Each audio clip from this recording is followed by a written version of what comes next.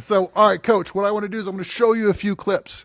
If people you don't know, Coach Pete's a financial expert, been out in the field here for I don't know how many decades and been in media as well. So I figured let's show him some clips, see what he thinks. Some of them are 3 decades, Rob. 3 decades.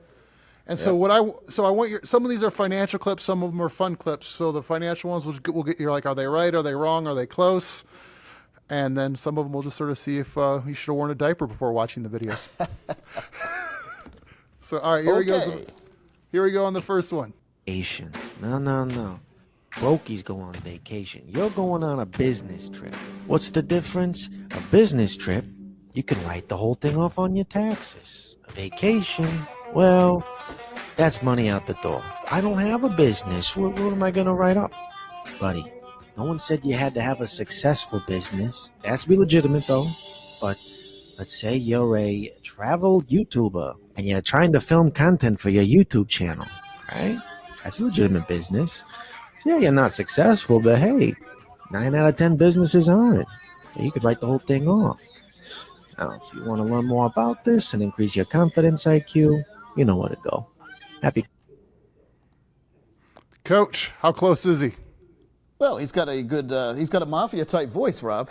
I know, right? Like, no, I don't know him, so be careful. I guess if you think the title is Only Brokies Go on Vacation. Well, some people have hobbies, and they can combine their hobbies to a vacation. So if you have a hobby and you can also have fun with it, then you can write off your hobby. That's where a lot of people do, and I would call that what I do. I love what I'm doing. To me, it's a hobby and a job and a career, and I love what I'm doing. So the secret here is if you're going to go on vacation, maybe do some things there on vacation that you can write off, and that's a good point. He's got a good point there, but there's no way that Chevy Chase is writing anything off from that vacation. All right, Coach, I think we should start like a restaurant review company. I think every time we go out to eat, keep the receipt. Keep the receipt. Well, the receipts are good. Your receipts are your best friend, and you don't even have to keep it. Take a picture of it with your phone and store it on one. Make a folder on your phone for receipts. So you take a picture of it, put it in the folder. Because there's no way you ever come home at night and you got 2 or 3 receipts in your pocket. They end up on the desk, and then eventually they get swept into the trash can. Oh, if they make it even through the laundry machine, I'm excited. Yeah, well, they'll never make it through. But there are some programs too. After you take a picture of it, you can put it right into the program, and it can almost do like a QuickBooks kind of budget for you right there in front of you without you having to enter all the information in. So there's a lot of good technology these days that instead of having to keep receipts, so take a picture of receipt, throw it away. Do you like spending money? Clearly not. Not particularly. I heard a story that you wanted to buy a watch. And at this point, you had sold millions of albums that you wanted to buy a watch. Story. I know the story. Is that true? You called up your manager to see if you could afford to buy the watch? Yeah.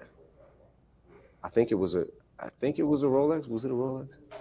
It was a Rolex. And I asked if I could afford it. Because they make fun of me for it, but I'm for real. Like, I don't, you know what I mean? Like, this is the whole money thing, all that stuff was brand new to me. You're giving hip hop a bad name here. You gotta, right? Yeah. You need to step it up. A few diamonds. I will. Hey, listen, I said I bought a Rolex, right? That's not a cheap watch. I still have that Rolex. Yeah, but it's not like, that's... I don't wear it because I don't want to get a scratch on it. Is that right? Is that true? Yeah. So what are you wearing right now? This is a G-Shock. A G-Shock, it's probably about $100. Well, I think I like that mentality he has, because some people to spend money they don't have. He has plenty of money and didn't want to spend it. So it's pretty funny, the balance there.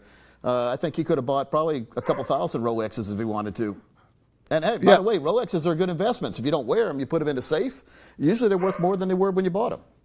Yeah, I know. One of my friends out here is actually his family owns a jewelry store, and Rolexes are kind of hard to come by right now. And they don't. Yeah, they are. They don't want to sell it to COVID, people. They were really hard to get, Rob. During COVID, they were almost impossible to get, and the price went way up on those. Yep. No, absolutely. I speak from experience. You won't believe how he does it, because his method is infallible, and he doesn't believe in luck. He bets only on the sure thing. He is Mattress Mac, the owner of a furniture store, and he is also a marketing genius, because betting is just one of many strategies to attract customers. Let's suppose the Cowboys and Broncos are playing the Super Bowl. Mac bets millions on the Cowboys and runs a promotion in his store. If the Cowboys win, he will refund all the money from sales to customers who buy at least $3,000 for 2 weeks. Then people flood his store and buy millions. So if the Cowboys win, Mac wins the bets, makes the refunds, and earns a cut. But if the Cowboys lose, Mac loses millions from the bets, but compensates it with sales. In either case, his store sells millions, and Mac gets lots and lots of free advertising for his $1,000,000 bets. It's a great lesson in how to use the system to your advantage. That's why this man is a... What do you think, Coach? I hear about this guy all the time. I wondered how he did it. It makes a lot of sense when you think about it. Yeah, he sells a lot of mattresses, and then he still makes money even if he loses a bet. Looks like. Yeah, he's got genius. It's a way to, it's like, what's the term? Hedge your bets. Yeah, but Rob, think about it. We're talking about this guy we never would have talked about before in Houston.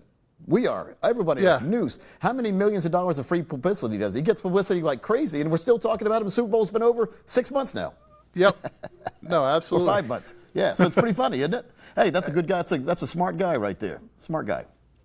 They're dangerous because they can use the audiences like they can use the but they have a special power. I spend a lot of time on truth. And the truth is the emerging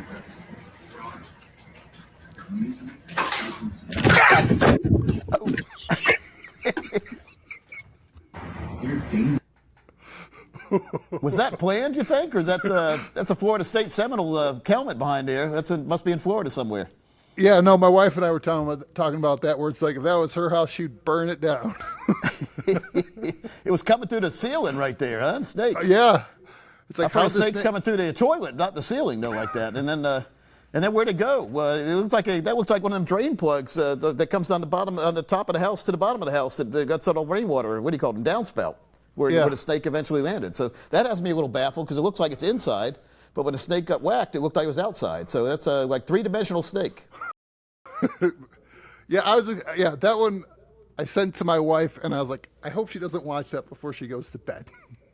Yeah, well, I wonder what kind of snake it was. That's the other thing. I can't tell. I'm not a snake person enough. It doesn't have too many bright colors on it to make you think it's venomous, but...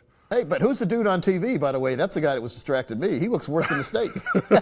Right? Like, what show looks are like they a mean watching? dude over there. Yeah, it looks like a bad time. And but I'm still curious, Bob, about that Florida State Seminole helmet back there behind the TV. Looks like it looks like tight end or a linebacker helmet, it looks like. And then if you saw a snake coming through your ceiling fan, like, wouldn't you leave the room, or are you just going to leave the house, Rob. I'll leave the house. I don't think you'd see me back in that house. Yeah, that's it.